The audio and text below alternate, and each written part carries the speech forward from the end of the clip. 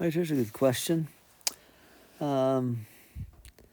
P dollars invested grows to this amount.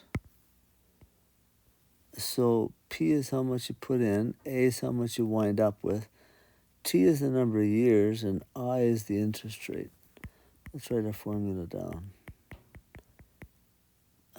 to the T.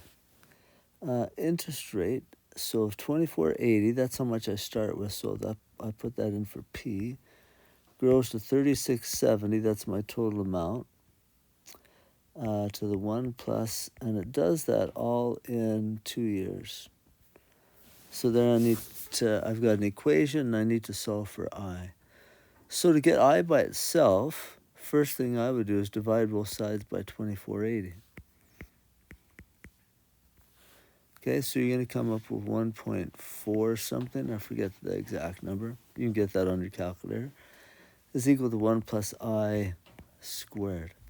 Now again, I want to get I by itself. So this time, to get rid of the squared, I can square root this side, because the square will cancel the square root. But if I square root that side, I have to square root this side. So then this comes out, I think, to 1.2 something is equal to 1 plus I. Now, to get I by itself, I'll just subtract 1 on each side.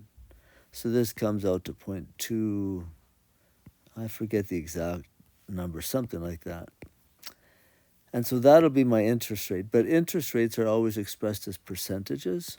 So I'd need to convert that to a percent by times in it by 100.